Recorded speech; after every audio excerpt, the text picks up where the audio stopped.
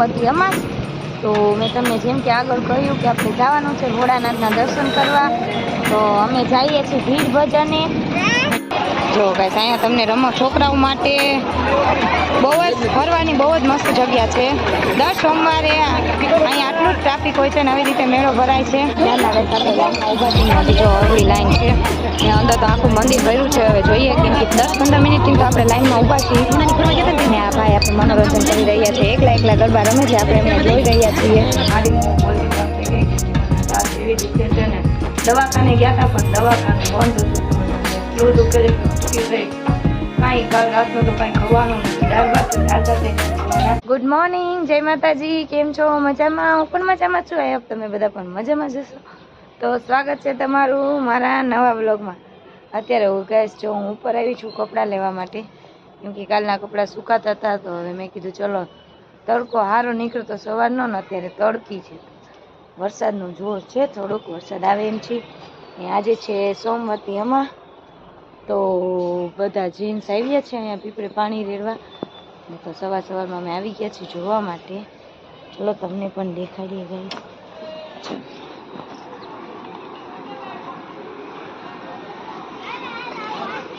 સામે મંદિરમાં બધા જેન્ટ્સ આવ્યા છે, એની સામે વિધિ ચાલુ છે, વિધિ થાય છે ને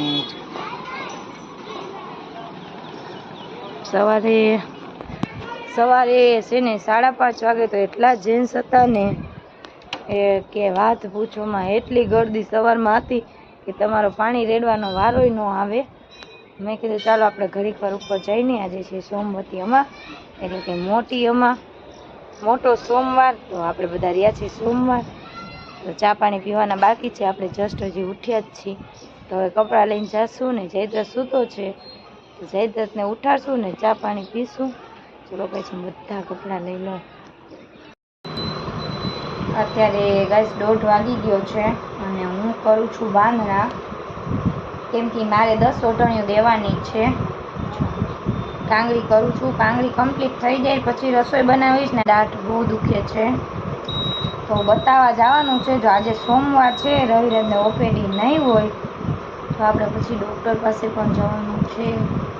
પહેલાં તો જાશું, કાંઈક તો ઉજાગરો કર્યો છે, કેમ કે સવારના 5-4:30 વાગ્યામાં ભદ્રેશ્વરમાં બધા જણું પાણી રેડવા આવતા હતા, એટલે ત્યારનો હંચર થતો હતો તો આપણે જાગતા હતા।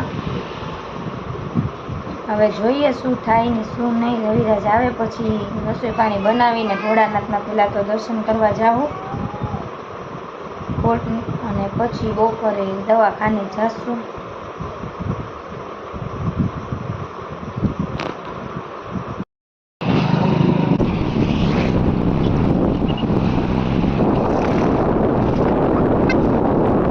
અત્યારે ગાઈસ અમે પહોંચી ગયા છીએ પેટ્રોલ પંપે, રવિરાજ ગયા છે પેટ્રોલ પુરાવા અને અમે અહીંયા બેઠા છીએ।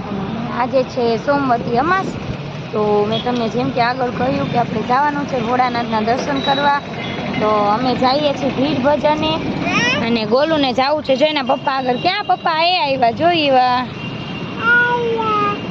અત્યારે જો હવે એ પેટ્રોલ પુરાવે છે ને હું એનો વેઇટ કરું છું, આવે એટલે નીકળીએ મહાદેવના દર્શન કરવા। જો ગાઈસ આ છે ચાપરાજપુરનું જેતપુરનું રેલવે સ્ટેશન।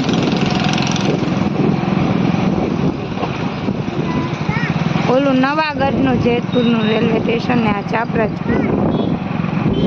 જેતપુરમાં 3 આજુબાજુમાં 3 રેલવે સ્ટેશન છે નહીં, નવાગઢ, જેતલસર ને આ ચાપરાજપુર।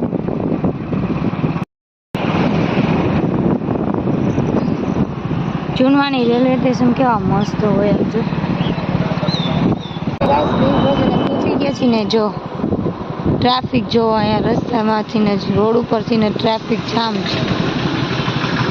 અચ્છા ભીડ ભજન અંદર મસ્ત મેળો બેડો છે ગાઈસ। ચલો આગળ તમે બ્લોગમાં કન્ટિન્યુ બન્યા રહેજો, તમને બતાવું। જો ગાઈસ કેટલું ટ્રાફિક છે અને પોલીસનો પણ ફૂલ બંદોબસ્ત છે, કેમ કે સામે નદી છે ને અહીંયા મેળો ભરાય છે। બ્લોગમાં બન્યા રહ્યો, કેવો છે મેળો, શું છે તમને આગળ જણાવું। જો ગાઈસ શું છે જયદ્રથ, કેવો રાજી થાય, નીંદરમાં હતો ને તો ઉઠી ગયો ડાગલા જોઈને. બેસું છે તારે? હા.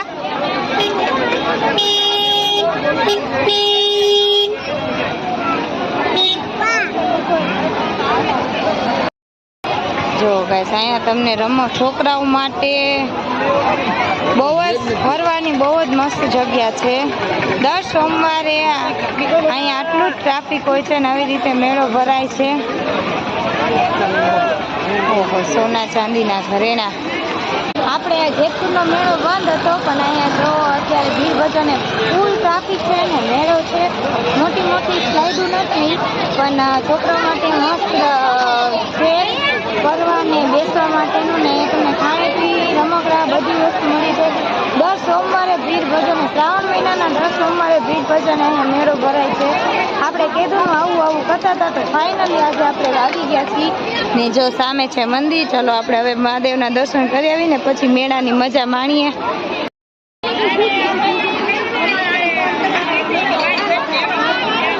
ઓ બાપા રે, જો ગાઈસ કેવી મોટી લાઈન છે દર્શન માટે. અને આજે તો આપણે મહાદેવના દર્શન કરવા જ છે. ચલો તો આગળ લાઈનમાં ઊભા રહી જાય. પેલા અહીંયા જો શૂઝ કાઢી આવી ચંપલ. અત્યારે આપણે અહીંયા લાઈનમાં ઊભા રહી ગયા છીએ ને જો કેવડી મોટી લાઈન છે. સામે છે મંદિર. હવે આપણે જોઈએ આપણો વારો ક્યારે આવે છે. તો 6 વાગે તો રવિવારને મેડિકલે જવાનું આગળ લઈ જઈશ બાઈ. આટલી ઉંમરે પણ ગરબા રમે છે.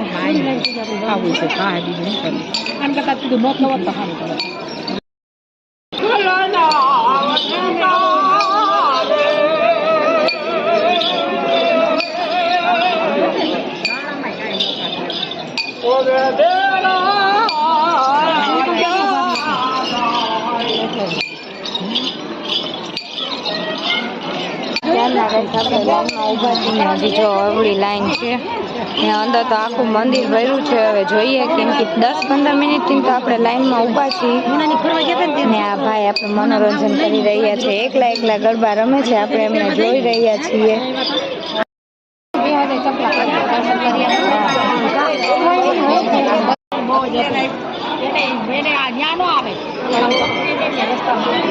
હવે આપણે વારો આવી ગયો છે. હવે આપણે બસ 2 ડગલા મંદિરથી દૂર છે. ભોળાનાથ હર હર મહાદેવ.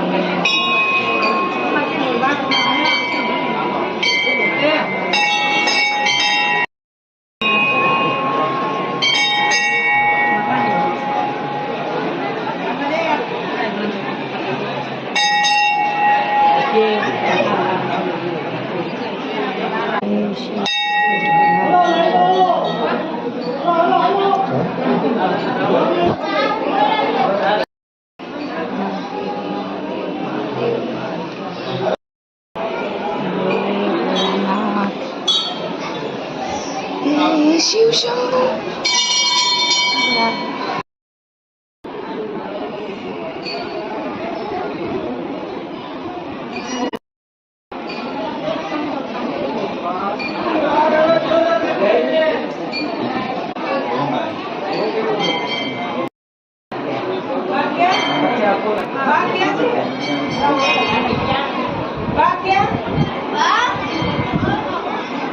જય શિવ શંભુ ભોળાનાથ. જય મહાલક્ષ્મી માં.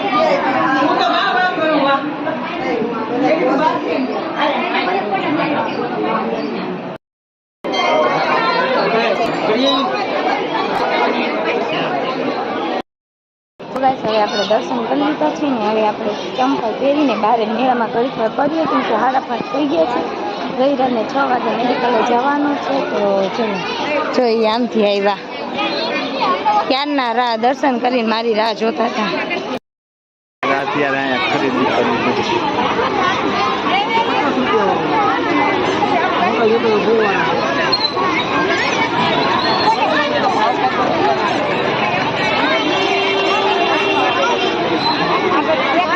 લેવો છે. મેં જયદત્ત માટે લીધો છે મોબાઈલ ને ઘૂઘરો. ક્યાં ગયા જયદત્ત? રમે છે મજા. કેવો રાજી થઈ ગયો. ચલો હવે જોઈએ કઈ ખરીદી કરવી હોય તો આપણે આગળ એટલા મસ્ત કપ હતા તો જોઈ ગઈ તો કીધું ચાલો કપ લઈ લઈએ ને રવિરાજને જો આગળ નીકળી ગયા મને એકલી મૂકીને મેં ગાડી લેવાનું કીધું ને પોતે આગળ વયા ગયા